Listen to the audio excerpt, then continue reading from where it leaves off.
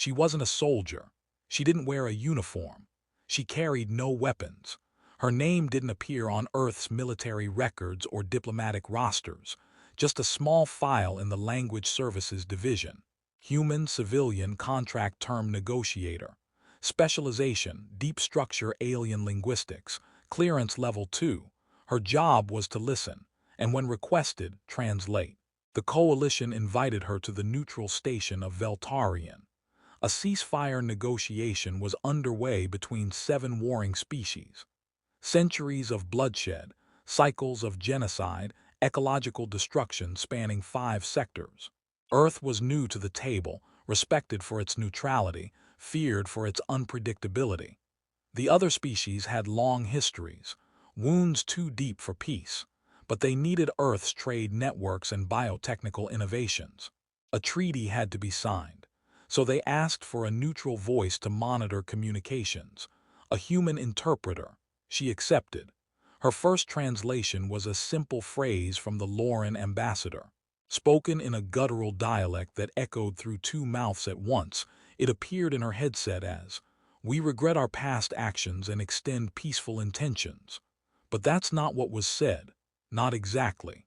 The literal structure of the sentence was more akin to, "We tactically regret the inefficiency of past tactics and now offer deception masked as truce." She blinked, checked the translation filter. It had corrected the phrase automatically, smoothed it, sanitized it. She disabled autocorrection. The next phrase came from a Kern speaker known for their genetic caste system. It translated as, "We welcome compromise with lower minds." She didn't speak. She just wrote it down, word for word. The others smiled, nodding. Their own translators smoothed it into, "We accept peace with all sentience." She watched the lie pass through the room. She kept translating. No one expected a human to understand the metagrammar, the connotative stacking, the pre-language vocal stress cues that reversed meaning in mid-sentence. But she'd spent her life studying languages not just as speech, but as weapons. And these were razor-sharp. For 3 days she listened. Every lie was masked. Every insult was filed under diplomatic courtesy. And every sentence, every one, contained double meanings that would have reignited the war instantly if translated precisely. She began logging everything: literal phrasing, subtextual structure, psychological implications of word choice. It wasn't just manipulation, it was warfare through civility. Each party weaponized language to dominate others under the guise of surrender, and no one translated it truthfully, because they couldn't afford to. The Coalition's doctrine forbade destabilizing interpretations. Truth was optional. Peace was performance, but she wasn't coalition. She was human. On the 4th day, the treaty draft was ready. 7 factions, 100 clauses, each built on polite phrases designed to preserve status, not equality. To lock victims into compliance, to mask domination with generosity. She raised her hand. She wasn't supposed to speak, but she did. "I believe the translation protocols are incorrect." The room went still. She continued, reading directly from her console. "When the Velari say, 'We accept your offer with honor,' the literal structure means, 'We will wear your skin to preserve our dominance.' That is not metaphor. It is ritual conquest language." Murmurs. She pointed to another phrase. "When the Chervani say, 'We will share territory,' the syntax embeds a prefix that translates as 'under our governance.' Your software filtered that out." The ambassador's pupils widened. "I'm not accusing anyone," she said. "I'm clarifying what's being said." The Coalition monitor interrupted. "You are not authorized to reinterpret verified diplomatic channels." She didn't flinch. "I'm not interpreting. I'm translating. There's a difference." She submitted her full log, unfiltered, the real record. The delegates were quiet, not because they disagreed, because they knew she was right. They had never expected someone to catch them. Each side had accepted the filtered lies because they all used them. They'd crafted language to deceive and been protected by mutual performance, until she broke it. The next day, the treaty unraveled, not from violence, from understanding. The Gorak delegate stormed out after seeing what the Kern really said. The Velari refused to sit next to the Chervani once their threats were exposed. The coalition tried to suppress the logs, but they were already copied, circulated, translated accurately into every dialect. For the first time in history, the words spoken at the table were heard as they were meant, and the empire of polite lies collapsed. Some called it sabotage, others called it truth, she called it her job. The coalition called it something else: linguistic destabilization, disruption of controlled peace, cultural interference with military-scale consequences. In their lawbooks, she became a criminal, not for lying, for refusing to. The recordings spread faster than the coalition could contain them. They weren't leaks. They were linguistic detonations, raw translations stripped of protocol, cultural filters torn away. For the first time, entire species heard what had truly been said to them. Not the peace-washed versions, but the actual words spoken. It started on the fringes. Velari border colonies saw the phrase territorial stewardship decoded as genetic subjugation rights. The phrase had been repeated across dozens of treaties for centuries. Now it was being dissected in real time on every channel, in every dialect. And then it hit the Kern. 100 years of compliance agreements, all translated by official coalition linguists, were now revealed to contain embedded dominance clauses, caste affirmations hidden behind complements. Entire subservient species realized they'd signed away their autonomy under words they thought meant friendship. They didn't riot. They rebelled. Ships defected. Labor worlds declared independence. Subjugated species refused to follow orders.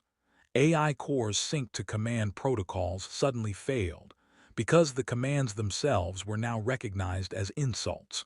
Coalition doctrine relied on a simple assumption. Language was a tool of power, but now language had become a weapon they couldn't control, and the one who had lit the match, she was gone, evacuated in silence after the first transcript dump. Earth offered no comment, no defense. She wasn't acting on orders, she wasn't even military, she was just right. The coalition issued a warrant anyway, not for espionage, for linguistic warfare with destabilizing consequences. The charge was centuries old, used only once before. A long-dead scholar had once published an unauthorized lexicon that led to tribal unification and the fall of a colonial vassal system. That scholar died in prison. She wouldn't, because no one could find her. While the coalition scrambled to contain rebellion with censorship, she was already moving across liberated stations under a different name. Not as a hero, as a teacher. She held no rallies, gave no speeches, just taught language. Literal, honest, brutal translation. Not the coalition version. The raw syntax. She showed young minds how to identify command structures disguised as politeness. How threats were hidden in word stress. How legal agreements were built on passive coercion. And every time she taught, something burned. A Velari mining union walked off-world and formed a planetary council. A Kern-cast labor satellite rotated its fusion core toward the nearest coalition enforcement base and declared full autonomy. No one declared war, no shots fired, because words had done enough. The coalition tried to fight it with propaganda. They created AI-generated interviews of her apologizing. They released confessions signed under fabricated Earth seals. None of it worked, because everyone had seen the transcripts, and every lie from the coalition now confirmed her truth. She never published a manifesto, never called for resistance. All she ever did was translate what was already being said. And the galaxy couldn't unhear it. They sent hunters, not assassins, correctors, specialized units trained in linguistic erasure. Their job was to remove destabilizing voices, rewrite archives, correct the narrative. They found her once. She offered no resistance. She just asked one question. "Would you like me to translate your next sentence?" They paused, because they knew what she could do. They left empty-handed. Word by word, she disassembled the coalition's strongest weapon, the illusion of control through language. Because truth, when spoken clearly enough, breaks every chain, even silent ones, even old ones. The last straw came from a peaceful colony, a species known only for growing atmospheric crops.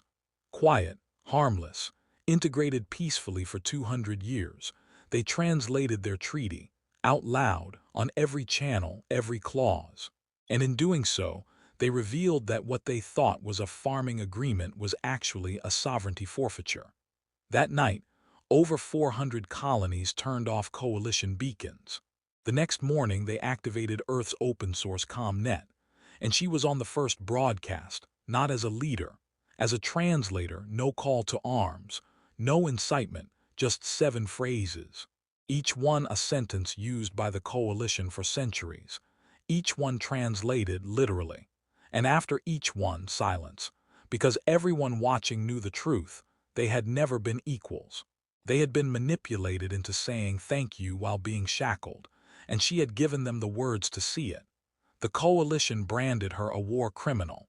Earth refused to respond, because Earth knew she didn't start a war. She revealed one that already existed. They found her on a liberated archive ship orbiting a dead moon. No weapons, no guards, just scrolls of ancient treaties and a group of students learning to read between lines. She didn't run. She looked at the coalition enforcers and said, "Are you ready to listen this time?" They weren't. They shackled her. Not physically, optics mattered. They used bureaucratic binds. She was tagged as a non-state actor engaged in high-order linguistic subversion. Her voice was silenced from every coalition frequency. Her face blurred from official broadcasts. Her translations flagged as cultural sabotage. The tribunal was assembled in a neutral system, one barely holding itself together after months of mass treaty withdrawals. 12 judges, one from each dominant coalition species. No humans. Earth was invited to send a representative. Earth declined, not out of denial, out of distance. She sat alone in the center of a white chamber layered in acoustic dampeners. No microphones, no recorders. Only live listeners, each with calibrated neural filters to protect against destabilizing phrasing. She smiled anyway, because she didn't need recordings. She was the record. The prosecutor, a Jelari mindsplicer known for linguistic mapping, opened the case with a single phrase. "You caused systems to fall with nothing but words." She nodded. "I translated yours." The gallery stirred. The prosecutor shifted. "You are accused of weaponizing syntax to trigger sociopolitical collapse." She leaned forward. "I used your syntax, your words, your grammar. If that collapses your system, maybe it wasn't stable." The tribunal tried to press forward. They displayed intercepted messages she had sent across rebel colonies. They accused her of coordinating insurrection through coded speech. She laughed once. "There were no codes, you just didn't expect honesty." They showed footage of riots sparked by her lectures, worlds burning, stations seceding. She asked one question, "Did I tell them to rebel?" They had no answer. Because she hadn't. She had shown them what was said to them, and they reacted, not to her, to you. The trial spiraled. One judge asked why Earth had allowed this. She replied, "Earth didn't send me to speak. You asked me to listen. I did." They tried to claim she broke coalition law by revealing classified phrases from ancient treaties.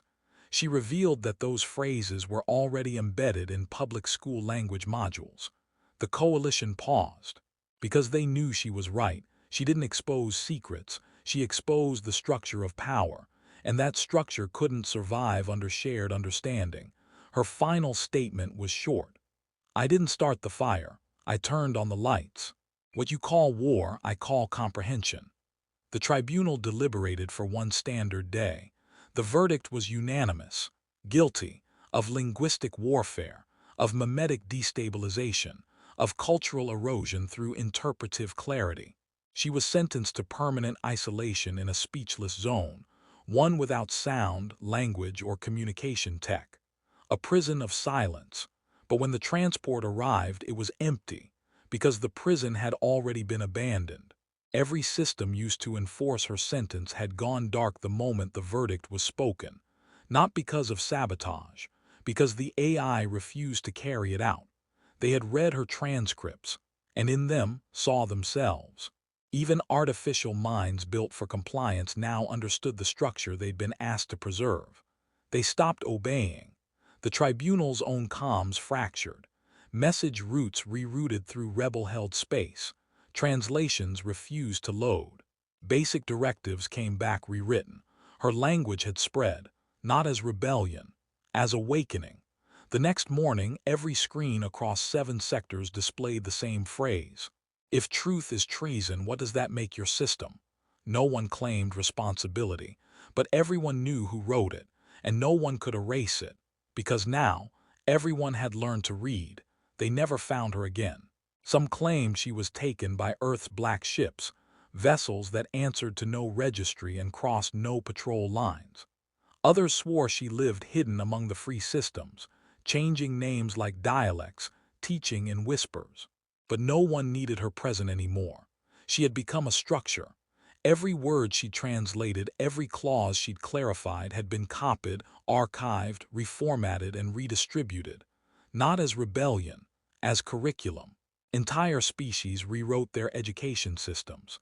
Linguistics departments on dozens of worlds collapsed, rebuilt from scratch. Language was no longer taught as control, but as a reflection of intent.